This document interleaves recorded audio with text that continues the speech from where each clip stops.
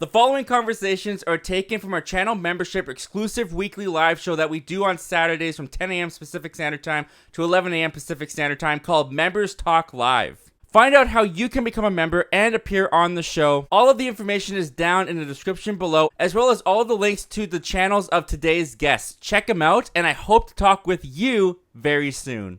Today, we once again have 4 topics that we're going to run through. We're going to talk about and I'm really excited for them. Daredevil got scrapped over at Marvel, and now they're redoing the whole show. So we're going to talk about how that's going to work. Halloween's getting a cinematic universe. Loki season 2 is out. Should they recast Baylan in Ahsoka season 2? We're going to talk about all that today, and we've got some amazing members with me today who are going to talk with me. First of all, he's new. He's the newest member, so I want to give him the first big round of applause. Give it up, guys, for our newest member to the show, Dakotah Man Movies. Following up Dakotah, we've also got the man himself, DJ from Movie Time Minute, on everyone's live streams recently. He's all everywhere. Over the place. He doesn't sleep anymore, apparently. I don't know what that is. And speaking of doesn't know what sleep is, we've also got our buddy Dark Movies. How's it going, man? Pretty good, pretty good. Let's just get into it. Let's get started with topic number 1. And that's going to be the bombshell that we got just a couple days ago from Marvel. Because as we all know, Daredevil, a successful Marvel show over on Netflix for a couple years, got canceled after season 3. And shortly thereafter, after the rights reverted back to Disney and Marvel, they've decided they're going to relaunch the show. They got Charlie Cox back. They got Vincent D'Onofrio back. He showed up in Spider-Man No Way Home. He recently showed up in She-Hulk, and he's got his own show coming out with 18 episodes. Well, maybe not anymore. Maybe not 18 episodes anymore. We'll talk about that more in a minute. But this comes to us from the Hollywood Reporter. This is what they had to say about what's going on over there with this show. It didn't take long to see the problem after Marvel Studios' Daredevil Born Again paused production in mid-June during the writer's strike. Fewer than half of the series' 18 episodes have been shot, but it was enough for Marvel executives, including Kevin Feige, to review the footage and come away with the clearest eye assessment. The show wasn't working. So, in late September, Marvel quietly let go of the head writers Chris Ord and Matt Corman, and also released the directors for the remainder of the season as part of a significant creative reboot of the series. The Hollywood Reporter has learned that the studio is now on the hunt for new writers and directors for the project, who starred Charlie Cox as Matt Murdock, a blind lawyer turned superhero. This news, first of all, hit me like a train when this came out. This was blindsided. Had no idea that this was going to happen. I could not have predicted at all that this was ever going to happen. I want to get a show of hands, first of all. Who has watched the Daredevil series on Netflix? So me and Dakotah, we're the ones that haven't really seen it. I've seen the first episode of season 1. Yeah, I have to. You have to? Okay, perfect. So we're in the same boat. We've only seen 1 episode in the first season. I'm waiting until Born Again comes out so I can assess Born Again without having watched the Netflix show and see how it does for people who haven't watched Netflix show. But this is a move from Marvel that honestly for me I think is very optimistic. I think this is a very good thing to hear, because with Bob Chapek, when he was CEO of the company, now Bob Iger's back, but with Bob Chapek, Kevin Feige lost all of his power as the chief over at Marvel Studios. He had a bunch of layers before he could even get to the top boss, who was Bob Chapek. He had a bunch of executives he had to go through before he could even ask for permission for decisions to be made. He no longer had the control of where his projects went, whether they were theatrical, whether they were on Disney Plus. And I think this is a clear sign now that he has gotten that power back with Bob Iger, because the fact that they have looked at this show and they know how important this show is. Like, Kevin Feige's not an idiot. Kevin Feige is a huge fan, a big nerd like all of us over here. He knows how beloved that Netflix show was. He knows how beloved that show was. And he knows how painfully bad the comic book fandom is going to come after him and everyone he loves if he makes this show terrible. So the fact that they have already shot fewer than less of the series, and they have now scrapped everything. And in the report, it does go on to say that they might use some footage from what has already been shot to use in the show going forward if it fits. But they're basically going back to the drawing board. They've gotten rid of all the writers. They've gotten rid of all the directors that have been working on this thing, which is also going to make this show incredibly expensive, because this is going to up their budget from wherever it was now. It's going to be even higher than before. But I do like hearing that because the show has not been working, Kevin Feige is doing everything that he can to make this show great. I think that's great to hear. It's unfortunate for the writers and directors that have been working on this, especially since I'm pretty sure they would have canned these writers during the writer's strike, which little shady there. I think the timeline it's a little weird there. But anyway, guys, I want to go to you, DJ. What do you think of this news? Are you excited that they're going to try and get Daredevil as right as they can, or do you think this is just showing more unsettling signs of what's going on over at Marvel right now? Okay, so first of all, I think this is pretty exciting because there's a couple things that's been happening over the last few years, and that one of the biggest things is these shows, even though they've worked for me on the most part, I've liked them a lot more than some other people have. The truth is, a lot of these have started out really strong, and they kind of taper off at the end, and part of that is because these reports are saying there hasn't been showrunners, there hasn't been a show Bible. These are enormous things that are needed for a TV show to work properly, and without that structure, it doesn't flow the same way. And we've had a few exceptions. I think WandaVision, maybe Loki, a couple other shows have had some positivity, some more leadership, some more leadership that someone is overlooking the whole thing. So the fact that they're going to bring in somebody else to get into some of these points makes me feel a whole lot better. Even though, like I said, I have enjoyed a lot of it. And the fact that they're looking at this show and they're saying, "Hey, this isn't working now," and they're taking the what's the word I want to use? Gumption to go ahead and axe what they've done and restart. And they may use some of the same they may use some of that footage reused in what they're doing. I doubt they use a whole lot.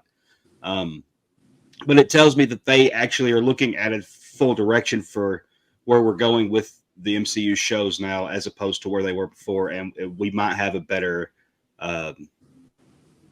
coming together of creative minds to make this just look better. And I think that's a positive thing. Yeah, absolutely. And you bring up a good point there, too, about how in the reports it was saying they don't have showrunners, they don't have a show Bible, they don't have formatted out how this is going to go. And I think that definitely has shown the case in a couple of the Disney Plus Marvel shows and a couple of the Star Wars shows, too, to be honest with you. So when I heard that news, I was boggled. I was baffled to hear that they didn't have a showrunner for these shows. What are they doing? Dakotah, what do you think? You hear this news, Daredevil is getting scrapped, it's getting done over. Does that excite you, or does that make you a little bit more worried of what's going on at Marvel overall? Well, it's kind of both. I'm nervous about Marvel. They also kind of had it coming as well, because they hired the writers from Deck the Halls to write this show. So it's like kind of expected that they had to like scrap this, but it does make me excited for Daredevil, because obviously Marvel's learning their lesson here. And the shows from now on I feel like they're going to be better and have like a stronger concept to it now, instead of just having like a rushed finale. Like Secret Invasions, that was awful. I did not like that finale. Oh my goodness, yeah, man. They dropped the ball. They dropped it hard. Yeah, it was like awful. I'm still getting the taste out of my mouth from that, but yeah, I'm just like I'm excited for the shows from now on. Like Loki so far is good, and I'm just excited for Marvel. That's awesome, man. Yeah, that's all we want. We just want to be excited for Marvel, and I feel like this kind of decision making and this leadership from Kevin Feige is definitely getting that back on track. What about you, Frank? What do you think of this news? What do you think of this Daredevil show getting canned? And especially coming off of being a fan of the Netflix show, how nervous are you for this Disney Plus version? I'm actually more excited than a little bit nervous. The one thing I can say as far as like the nervous side of it, because I've seen the Netflix 3-season show like about 4 times. I mean, I love it. The theme of it, the aesthetic, that noir aesthetic that it has. I mean, a lot of us have seen season 1 from what I'm aware. But as far as how it's going to fit into here in Disney Plus, like just revamped with a whole new team. I'm hoping I'm very optimistic. I mean, it's in my username that that the show will follow that same trajectory that all of us fans know so well, and Kevin Feige knows it pretty well. And I think that's why I trust it wholeheartedly. I trust that they will be. I mean, I'm hoping they're still going to keep John Bernthal as the Punisher, which was rumored to show up.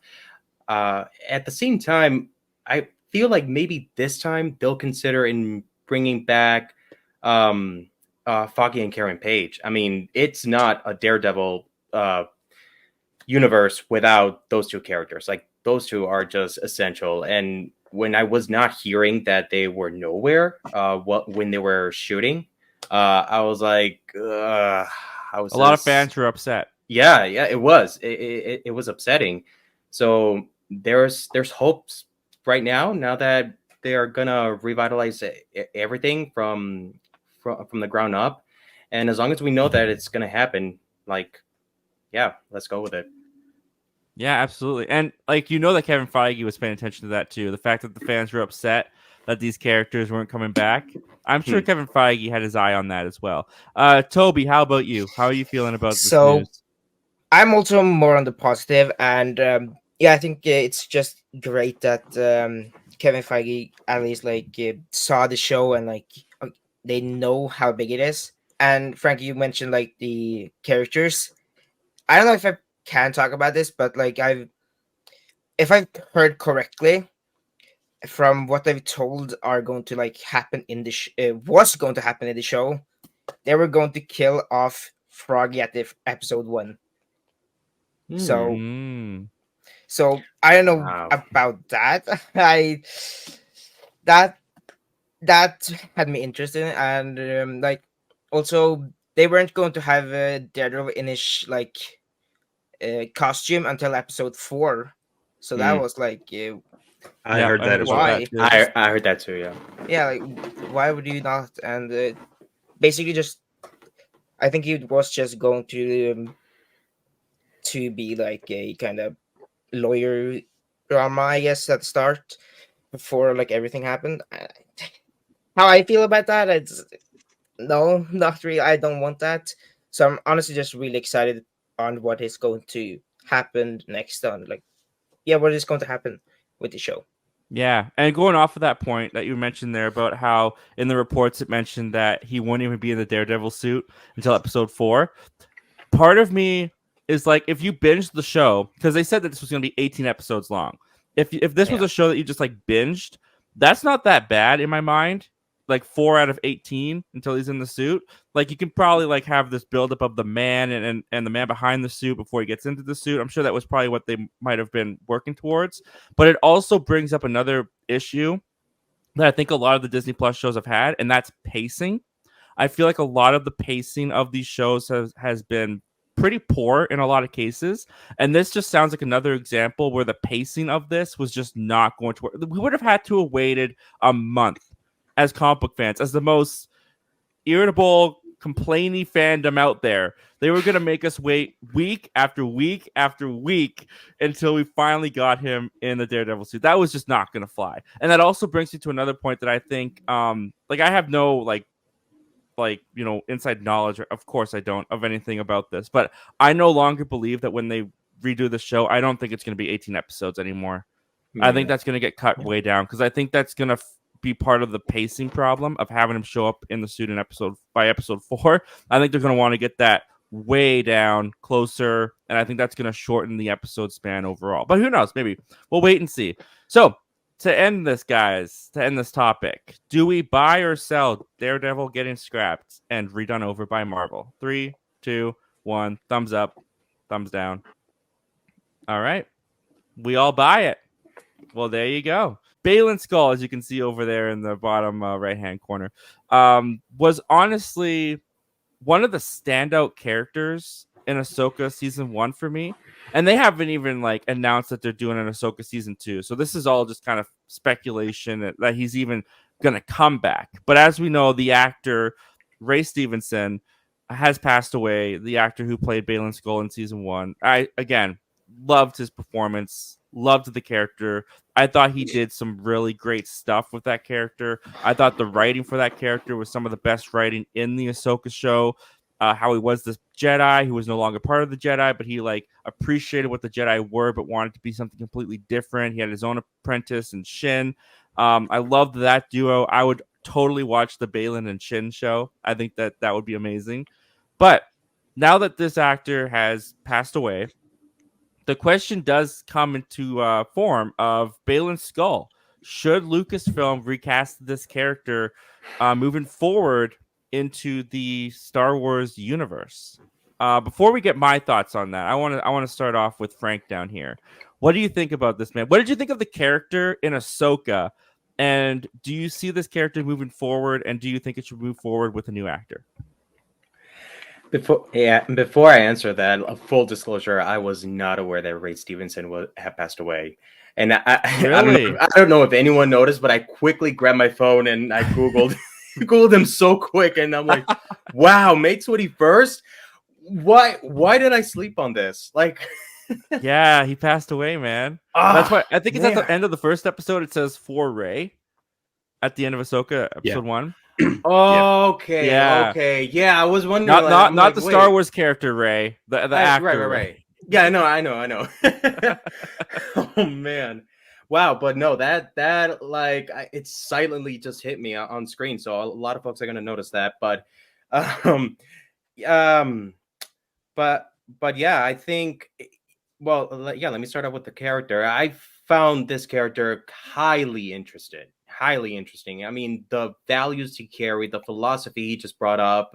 He started off as a solid villain. But then around like episode 3, 4, when he shared the screen with his apprentice, and they had the conversation very in regards to the history of the Jedi and the Force, and how there's this huge mystery in this planet where they're in. You know, that's what brought out this entire new side of this character. And for me, I was like, okay, he's going somewhere. You know, this is where they're going to use this character to open this whole new side of the Star Wars universe, you know, which is great. So he knows some stuff, right? And the way it ended with him just, you know, going off, and in that shot with him in front of that statue, it just opened up a whole new door of what's to come. Oh no, it's a pretty good cliffhanger in a sense. But yeah, if they're going to continue that, I mean, I don't see the issue about, you know, having to recast him, as long as the actor really does still sustain that same substance that Baylan did bring. Yeah, it's going to be tricky. It's going to be tricky for any actor to step into this role and bring what Ray Stevenson uniquely brought to this role. I totally agree with you there. What do you think about this, Toby? Did you like Ahsoka season 1, first of all, overall? I don't think we've ever talked about that. And what did you think of the character of Baylan? So I have only seen 4.5 episodes, and I honestly don't care about Ahsoka anymore, you know. All right, but fair enough. But the characters was, honestly, it was the standout for me too, for the little what I've seen, you know. Honestly, I was thinking about like, should they recast, and honestly, I don't know. I have nothing, honestly. Nothing. So I don't really know. I mean, yeah, like Frank said, if has like that kind of same energy and you know, kind of like same tone, I guess. And they could do it, could not. I don't know. I still don't know. Yeah. Fair enough, man. I mean, sometimes these decisions, they're not easy to just make off the cuff. Like sometimes you got to think about them and work through them. But what do you think about this, Dakotah? What do you think about the possibility of Baylan returning as a new actor? Do you think they should do it? Do you think where they left off the character at the end of Ahsoka season 1 is good enough? They should just leave him be. What are your thoughts on this? Well, since he is like the best written character in the show, I kind of want him to be recasted. But since like Ray did die, I feel like they shouldn't recast because it kind of like doesn't really do him that good of a tribute if you like recast him. But since like Ahsoka did end off in like a way that you could bring him back, I guess I'm okay with it. But you could like also like not bring him back, and I'll also be fine with that. Yeah. Let me throw something at you really quickly. Where they left off with Baylan at the end of season 1, do you feel like his story felt complete to you, or do you feel like there was still more to be told? There's definitely more to be told still because he didn't really like episode 7 was like kind of like his arc kind of, but also like leading into episode 8 with The Rock, you get to see like there's more to be told here with the lore behind it and stuff. Right, absolutely. Did you watch Clone Wars or Rebels, Dakotah? Yes, I have. You have? Okay, so you probably picked up Yeah. a lot more than I picked up. Do you know what those statues were in the background that he was standing in front of? No, I don't. I did not understand that part at all. Okay, I'll keep looking for the answer. Imagine- DJ. Jonah should have been here. Yeah, where's Jonah? Oh, he's having a great he's having a baby shower Baby today. shower, So yeah. excited Yeah. for him, man. That's so awesome. DJ, you watched Ahsoka. First of all, tell me overall what you thought about Ahsoka season 1. Season 2 has not been officially greenlit. Do you want a season 2? And if they do a season 2, do you think Baylan should return in a new actor? Or do you think his story can be fully told where they left off? All right, so my thoughts on Ahsoka with the movie Tubers, we talked about this ad nauseum, but I have a very love-hate, up and down relationship with this show. The first 4 episodes, I thought episode 4 was one of the best episodes of Star Wars television we've had outside of Andor. I love that episode. Agree. To me, episode 5 was fine. Episode 6 is my least favorite Star Wars episode of any Star Wars show we've had. I went on a huge rant on my channel here a while back on that one, or maybe it was on Ken's channel. I don't even remember. It got clipped out at some point. It's on there on YouTube somewhere. But and to me, it just didn't finish off the way I really wanted it to. Overall, I left the show feeling whelmed, not underwhelmed, not overwhelmed, just whelmed. It was fine. I like the show. It's not one of my least favorite of the Ahsoka. But what I will say is my absolute favorite part of this show was the Baylan Skoll character. I thought his entire dynamic was extremely intriguing, extremely interesting. I wanted to know more about what was going on. I was extremely mad at the end of the season that what we got was as much as we got of him because I really wanted more. I would have loved to skip episode 6 and give us a backstory of Baylan and Shin. That would have been a great episode for me in place of that. So with that said, I absolutely want him recast because I want his story to be told more. I want to see a backstory in Tales of the Jedi animated series. I want to see more Baylan. So I'm always on the camp of recasting if it means we get to see more stories out of that character. There are a lot of great actors. No one's going to play it the same way as Ray. It's just not going to happen. But there are actors that could take that role and could make it their own while keeping the same as Frank was talking about, substance that Ray brought to it. So I think it can be done if done correctly and with the right director and with the right actor, and that's what I would like to see done. Absolutely, dude. And I agree with you. I mean, just last week or like 2 weeks ago on the last episode, we talked about the passing of Michael Gambon and how he took over the role of Dumbledore in Harry Potter, right? And he played it completely different than the previous guy, but he made it his own, and we loved his Dumbledore.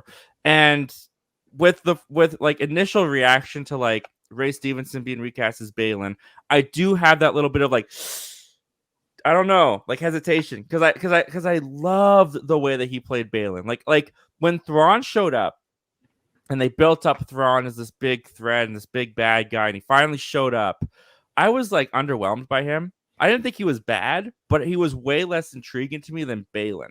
Like I kind of wish that Baylan had been the bad guy the entire season because they started to move away from Baylan and Shin once Thrawn got introduced, and I felt like they were totally underserviced once that character came in. So to get more of Baylan excites me.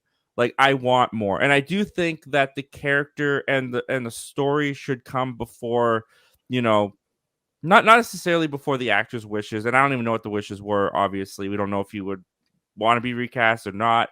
But if there's more story to tell in Baylan, this actor did his job very well. He was hired for this job and he killed it, knocked it out of the park. But if there's more to be told with this character, and if it services the story, and if they already had plans, I really do think that they should move forward with those plans with a new actor. And it's going to be hard to adjust. It's going to be really hard to adjust to the new actor, because there'll be a whole new face. I'm probably not even going to know it's Baylan until he's standing next to Shin and be like, oh, okay, this is our new Baylan. But I totally agree. I do think that there's more story to tell with this guy, and I'd really love to see more of it. So with that, hypothetical question: should they recast Baylan Skoll for Ahsoka season 2? If that even happens, do we buy or sell it, guys? 3, 2, 1, thumbs up or thumbs down. And everyone thumbs are up except for Toby. He's on the fence. Yeah. I don't know. I'm certainly not someone who is a Halloween fan. I've seen the first movie from 1978. Thought it was okay. Not really my cup of tea. Saw the 2018 reboot, remake, whatever it was, and I enjoyed it. I thought it was kind of fun. But I didn't know anything that was going on with Halloween, with the industry stuff and where it lies and where it went and all that kind of stuff. Well, apparently, this comes to us from Deadline. Miramax has now gotten the rights for Halloween, and they want to do a cinematic universe, because why not? You got IP, you make it into a cinematic universe. So this comes to us from Deadline. This is what they had to say. After a heated bidding war, Miramax has scored the television rights to the hugely popular Halloween franchise, which are controlled by Trancas International Films, run by Malik Akkad. Miramax Television has signed a wide-ranging deal with Trancas to develop and co-produce a Halloween TV series, which also includes a first-look agreement on other television projects for the international marketplace. The new Halloween series is envisioned to potentially launch a cinematic universe spanning film and television. Miramax head of global TV, Mark Halvin, will be overseeing the franchise creatively in close collaboration with Hackett. All right, guys. So I know that we've gotten like Chucky, for example, based off Child's Play. Chucky is on TV right now. He's like 3 seasons in. Apparently that show's doing really well. Apparently it's working really well. Michael Myers is the face of Halloween, right? I'm correct in saying that? One singular guy with a knife. How do you span this into a TV show? How do you span this into a cinematic universe? I'm very curious to hear your guys' thoughts on this, because I have no idea. Toby, can I go to you first, man? Okay. First of all, I assume you're a big Halloween fan with that Michael Myers mask behind you there. I don't know. Am I? I don't know. Just slightly, just a slight fan. Slightly. What do you, when you hear this news, when you hear that they want to expand Halloween not into just television but into a cinematic universe, as a fan of the Halloween franchise, how does that hit you? How do you feel about that? Yes. That's basically my reaction. But like, as you mentioned, also, okay, yeah. How do you like turn this into a cinematic universe? First off, there were plans behind, have you guys seen Halloween 3, Season of the Witch? No. Oh, okay. So that's like a whole different thing than Michael Myers and something like that. It like involves some stories in like Halloween, I guess, stories in Halloween. So you could do that route if you want to do like TV series. And I mean, what it maybe like could go also with is have like individual stories, kind of Halloween stories, and then also connect Michael Myers in that. I don't know how that's going to work, but I mean, you could do that. And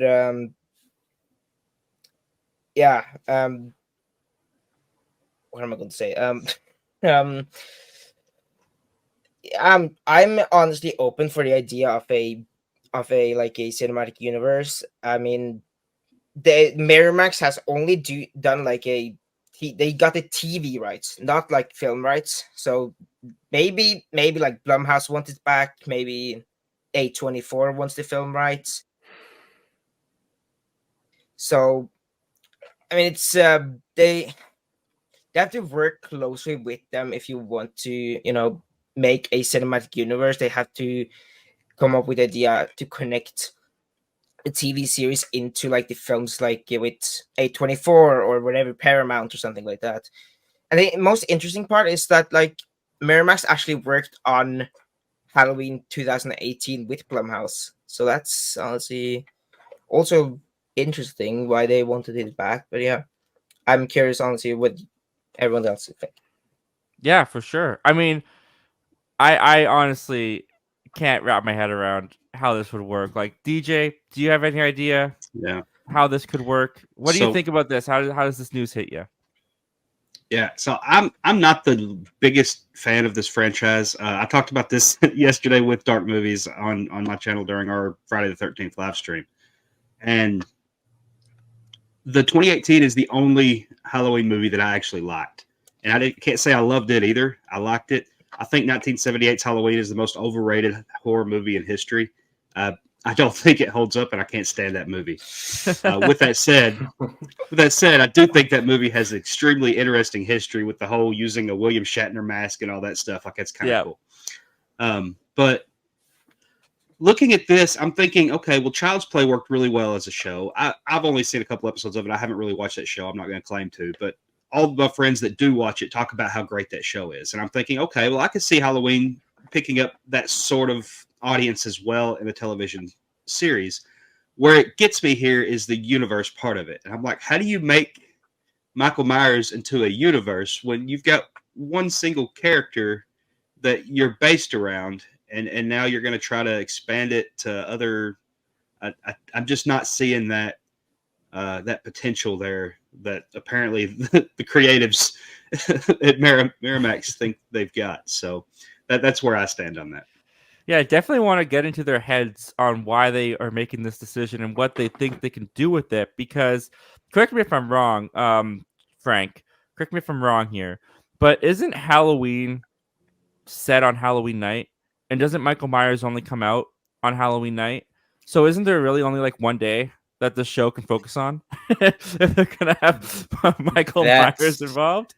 How does this work, Greg? Yeah, no, and you're on point. Because I've seen, I would say I've seen all of them, especially the Rob Zombie 2 Halloween remakes that were released in the 2000s. Yeah, they all take place either within the span of that Halloween day or like the day prior and then Halloween. Either one. It's within the Halloween season for all Halloween movies. Right. So do you see a way where this can work as a cinematic universe, or even as just like a television show? Do you see a way that this can actually work in the way that they're describing how this plan is going to go? There is so many questions when I read that article, a lot in my mind, because not just entailing the story in itself, but the fact that they are stating a cinematic universe. You really can't help but think about like other 80s slasher villains. Okay, does this mean that we're going to get introduced to a series of Friday the 13th, a series of Nightmare on Elm Street, a series? We already have Child's Play going, which I'm glad to hear that it's doing pretty well with 3 seasons. I don't know, Leprechaun or Children of the Corn. I know that's Stephen King, but like, what are they really describing as far as like what cinematic universe goes? And what is there gonna be a culmination show also? Like, there's all these relevant questions that one could even dream about. And honestly, I have mixed feelings too. I mean, the upside of it is that it would be enjoyable because I still enjoy those 80s horror stories. So, but then there's the other side of like, okay, how can this work, and who will they hire to write these stories so they can blend in well, so they can reference other, stories pretty well. And there's no doubt in my mind that Hollywood, it has this plethora of ideas of like, what universe they can create on its own, and will it make it work? So I think you nailed it, man. I think you just figured it out. I think this is going to lead up to the Avengers Endgame of horror icons. I think we're going to get a big combination of Freddy and Jason and Michael Myers and Chucky, and they're all going to come together, and it's going to be a horrible, horrible night for humanity. Gosh. Yeah, listen, I just made Toby's day just dreaming about that. So, yeah, and by that time that happens, I'll be in retirement. So it's a whole lot of stories that we're going to be facing. No kidding. Dakotah, question to you first of all. Are you a fan of the Halloween series? Have you watched them? I've seen them. I'm not a huge fan like most people are, but I enjoy them for what they are. All right. And based on what you've seen of them, would you subscribe to a Halloween cinematic universe? Would you be on board? Would you follow the story through all the cinematic movies and television shows? And what do you think about that, man? When you say cinematic universe, I think of Marvel and DC. I don't really see how that fits into like Halloween and Michael Myers. Like unless if you said like Chucky comes in and stuff, but I don't think that would like really be like a cinematic universe with Halloween. Like I see the show aspect in here because Chucky works really well, and I really enjoy Chucky, how it's bringing in like Bride, Seed, and stuff. But I don't see really how a Halloween cinematic universe would work. It's like not really a full picture for me. And I'm a little confused on that aspect. It's a little thread. Yeah, no, absolutely. I mean, like I said, hard to wrap your head around. But let me throw this at you guys for real quick. What if this whole television series centers around Michael Myers and his upbringing, and let's just say that they decide to go with Michael Myers, and this is someone who doesn't really know the history of Michael Myers all that much, but let's say that this show decides to focus on Michael Myers young, in his teens or 20s, I don't know how old Michael Myers would be, and he's becoming the serial killer Michael Myers is going to be, and he just like pops up in all these different television shows that are just like teenage dramas, and then all of a sudden Michael Myers just pops up in them and kills a character or so. Does that sound kind of fun? Like that's the only way that I can really think of a cinematic universe for this working, is if you just had these other teenage centered shows going on, and then once in a while Michael Myers shows up and kills a character, and they just bounce around all these television shows. Dude, you unknowingly described WandaVision, basically. Just low key. Oh, that was awesome. That's actually, oh yeah, look at that. Now I want to see Wanda versus Michael Myers. Now that's a show I would subscribe to. There's the cinematic universe right there. Wanda versus Michael Myers. Oh man, MCU and Halloween colliding. That's something. I mean, that's a dream. That's a dream come true. All right, guys. So with that, let's buy or sell this. Do you guys buy or sell the idea of having a Halloween television cinematic universe thing going on? So you got so from Frank and Dakotah. You got a big thumbs up from Toby with a huge smile, and DJ and I are both giving a thumbs down. Well, there you go. We'll just have to wait and see if this is even actually going to happen, because I'm on the fence. I'm honestly on the fence of these plans even taking off. Like, we'll see what happens in the future. And with that, guys, let's move on to our last topic. And I understand that, Toby, you haven't watched episode 2 of Loki. We're going to talk about it in spoiler fashion. Yeah. So if you want to bounce, I'll just put you on solo, and you can tell people where they can find you. Yep. So Dark Movies. You can find me on YouTube, Twitter. We have like Instagram. You can find me on Letterboxd. And yeah, this has been fun. And yeah, see you later. All right. And for the rest of us here, I guess we've seen Loki season 2. And first of all, I want to get everyone's thoughts on Loki season 1 and what they thought about Loki season 1. Because if you're asking me, just compared to the first 2 episodes of Loki season 1 to the first 2 episodes of Loki season 2, I think the season has been superior so far. So I want to start with you, DJ. What were your thoughts on Loki season 1 going into season 2? I loved the first episode of season 1, and I loved the last 2 episodes of season 1. Everything between I could have slept through. That's just me. I know okay. everyone else seemed to love this show. To me, this show's like ranked number 4 out of the shows for me. So, and it's because of that. I thought it had one of the strongest endings of any of the MCU shows we've had, in my opinion, and I thought it had one of the best openings in the series. But I didn't come away from it just loving that show like so many others did, and that's where I was with season 1. Interesting. Yeah, I'm on the not the flip side, but like I definitely think that Loki season 1 had the best finale of all the Disney plus Marvel shows thus far. I just felt like the story that they were telling and how they ended it felt very appropriate for the show and the story that they were telling. The first episode of Loki season 1, honestly, to me, I was very underwhelmed by, because to me it was just a clip show, because it was just Loki sitting there watching his best moments in the MCU, getting this character caught up with where we're at as the audience members. So Loki season 1 took a little bit to grab me, where I feel like Loki season 2 so far has not had that issue. But Dakotah, going to you, what did you think of Loki season 1 before we got into Loki season 2? Now, when I first watched Loki season 1, I think it was 2 years ago when it first aired. I remember the final episode coming out, and I'm like, "What? This is how this show ends." So I've been like waiting for season 2 throughout all that. But throughout season 1, I like really enjoyed it, and like every episode, I like really dug it, and I didn't think there was a single bad episode of the entire show, and I really liked what they were doing with Loki. Nice. So would you say that Loki was your favorite Marvel show then on Disney Plus? I think WandaVision is just barely better because of like all the hype around that, but I really did like Loki still. And Frank, how about you? What did you think of Loki season 1 before we get into talking about Loki season 2?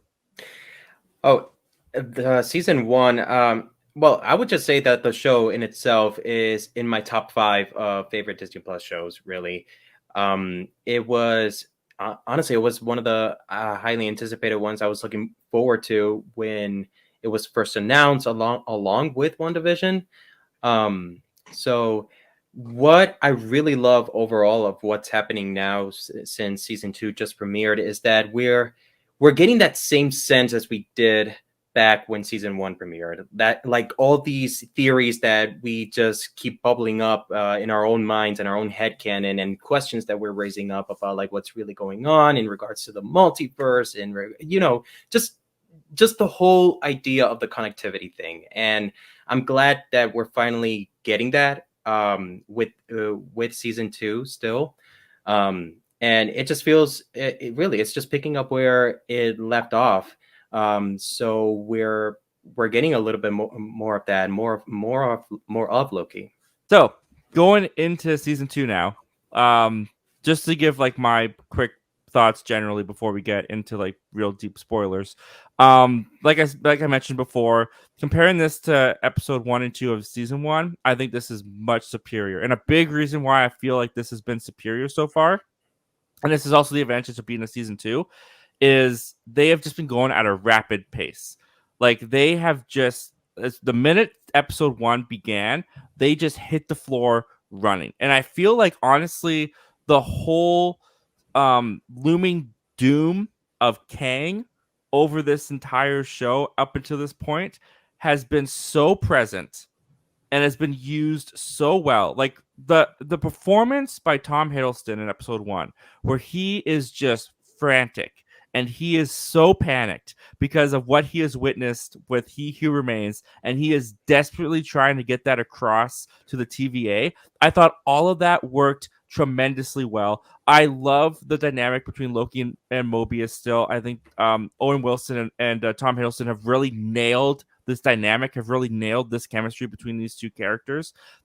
The use of Ki Hee Kwan, perfect. They know how to utilize that man's charm. They know how to utilize that man's enthusiasm. Every scene that he has been in, I have absolutely adored. And I love the way that they have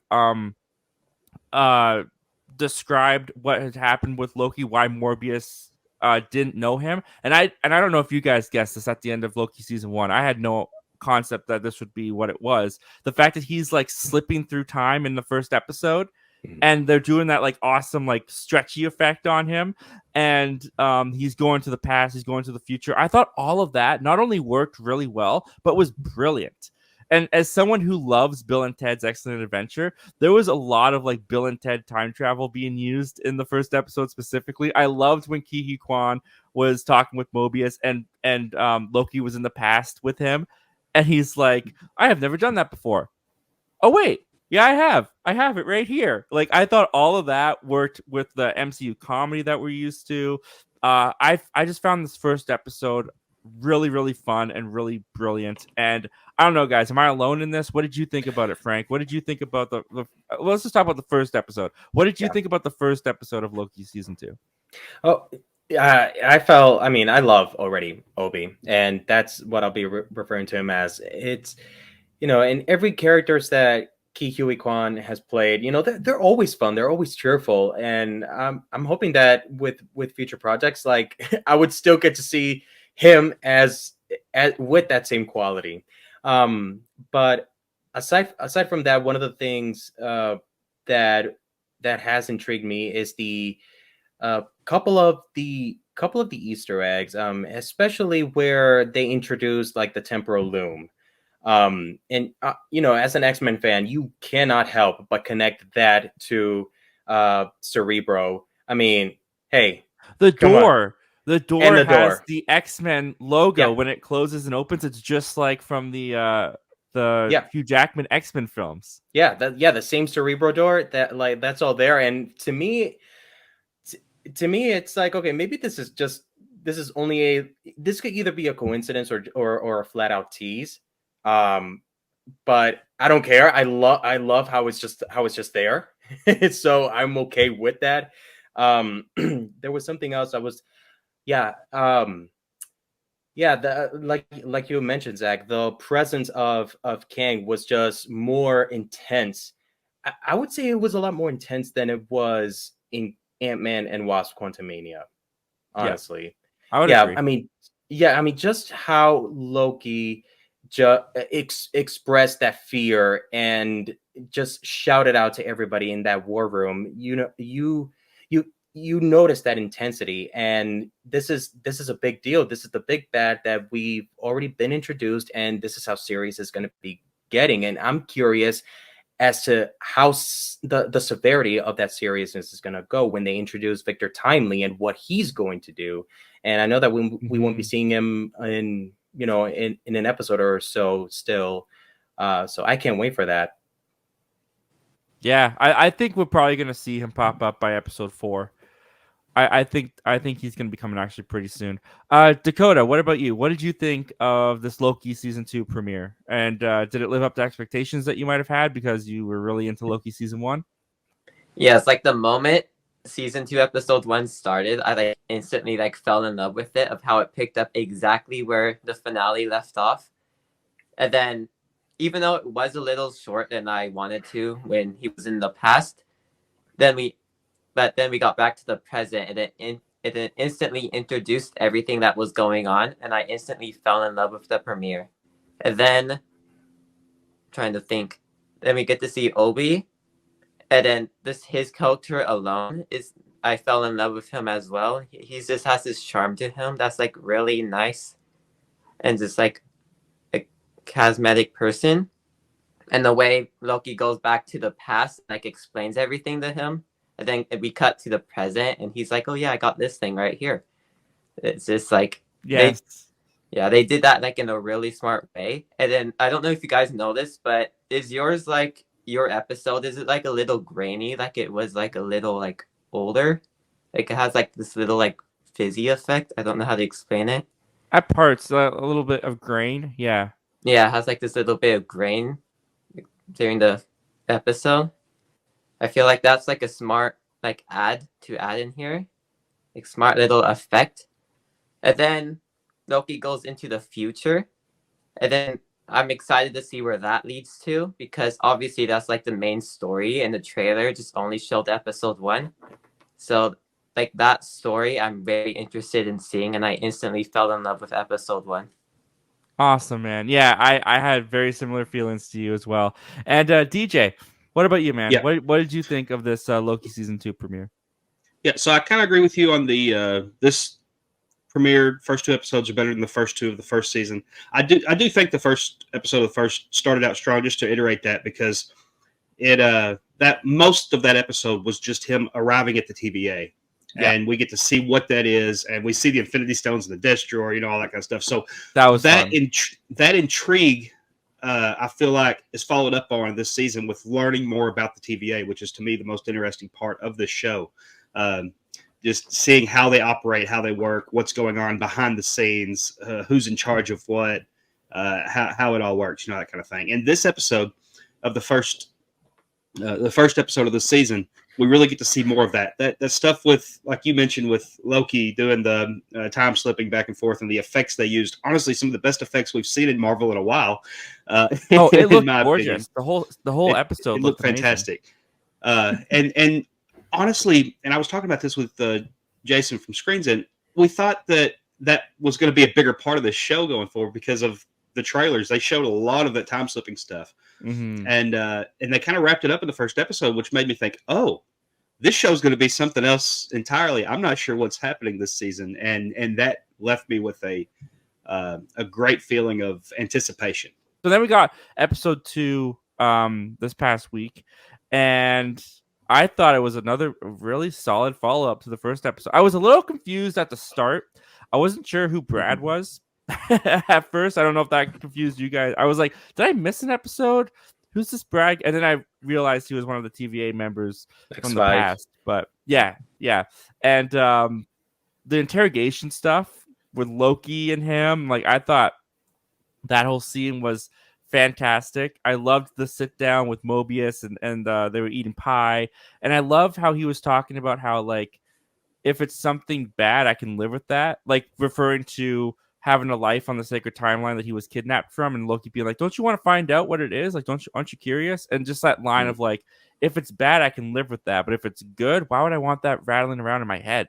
Like, I really liked that line. I really liked that conversation that they had. Tom Hiddleston just continues to kill it in this. I don't know why. I find it really funny that Sylvie's working at McDonald's.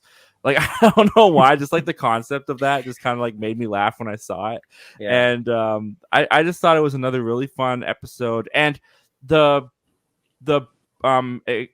destroying of the branches of the timeline, that scene where they're standing in front of the monitors and they're seeing all the branches disintegrate, that was actually a really moving and effective scene to me. I actually thought that the way that was handled was done really, really well. What did you think about the first or the second episode? Sorry, Dakotah. What did you think of this latest episode of Loki? Is it continuing in a good path, or is it starting to lose you? How are you feeling about it? Even though I did like episode 1 more, I still did really like episode 2. I do agree with you, though. I felt like we did miss an episode when it first started. That's exactly how I thought watching it. I had to make sure it was episode 2 during the episode. I did too. And yeah, I did eventually find out who Brad was. I was thinking about the recap they showed. I'm like, oh yeah, that is Brad. And then the conversation that Mobius and Loki had when they were eating pie, like you said, and then Mobius was talking about he doesn't want to see his life because if it's good, he'll regret it and be thinking about it. I feel like that's foreshadowing something that's going to happen in later seasons, in the later season. Yeah. He's going to get a glimpse of himself on that jet ski. And, yeah. Oh, why did I ever leave? Yeah, because they like keep thinking about it. I feel like they are going to see that. And then that bombing scene with all the branches, I felt like that was really executed very well and had that tension of fear throughout it all. And I'm very excited to see how that leads into episode 3. Yeah, me too, man. How about you, DJ? How did this episode work for you? Yeah, I really enjoyed episode 2. I thought it opened up fantastic. We actually get to see some Loki powers, which is something that I was missing from the first season a lot. And one of the reasons I didn't like as much of the first season as a lot of people did. And in fact, that episode with the train, I think, is the worst episode of Marvel show we've had in anything. That's a terrible episode to be. Yeah, because we saw no Loki. I mean, Loki was throughout the episode and he wasn't himself. And of course, the story did move along. I didn't think of that. So with this, I feel like we got to see Loki use his powers, be himself, more so than we've seen going up to this point. And that stuff with the shadows. That was so cool. That was so cool. I love that. continuing this episode, yeah, I agree. The timeline stuff, the branches going away, it was almost heartbreaking. Like just seeing the look on their faces. Very well acted. OB, of course, back in this episode, or Boris. I love his character. I'm hoping he gets a supporting actor Emmy for this show to go on top of his Oscar he got last year for Ki-Hu Kwan. I would love to see something like that. Yeah, that'd be so fun. And I think it ended on a pretty strong note to lead into the next episode. I will say one of the weaknesses to the first season for me was Sylvie. I hated her character. And so I was a little bummed to see her back again here. Because to me, Sylvie is she's just unlockable to me. I can't get behind her. I'm just not into her character. And when a character doesn't attach to me in a show, it takes away from the whole show for me. So I'm hoping I'll begin to like her a little more this season than I did last season, so that'll change. It's interesting that you bring that up because I actually really liked Sylvie in Loki season 1. I liked the dynamic that they had with her and Tom Hiddleston. When we got to her in episode 2, though, I did feel that unlikeness. I was like, she's kind of a jerk. I don't really like her right now. That's kind of the feeling I get from her. Yeah, so I can relate to that right now. And Frank, how about you, man? What did you think of this episode? Did it continue on a good streak, or is it starting to lose you? Were you disappointed by it? What did you think? No, it was still pretty much up there. And the best moment was absolutely the Loki and Brad interrogation. That whole sequence, that was great. Yeah, just everything Brad was just spitting out, just bullet after bullet after bullet, like would be enough to break anyone out. But Loki just stood steadfast in there. It kind of reminded me a little bit of when in Avengers, when Natasha was alone with Loki in I had the same in the helicarrier. Yes, that. And I'm like, okay, Loki got this page out of Natasha. There's no doubt. There's no doubt. Absolutely. He tried to like make himself look like he's the victim hearing all this, but not really. He's just not giving Brad that power. Like, he's in charge. So I just love all that. And, the whole, the device that Loki was using to enclose Brad just, would trigger anyone claustrophobic. Even I'm not claustrophobic, but still it triggered me when I saw that. So yeah, that was really good. I have to give it up to the character Casey. I'm glad that there's a little bit more showing up that he's doing here than he did, I feel, in season 1. Yeah, and I'm hoping to see more of him show up there. In the first episode, I felt so bad for him. I thought he was just this close to like just passing out after he saw Loki time slipping in and out. It was just so funny and sad at the same time.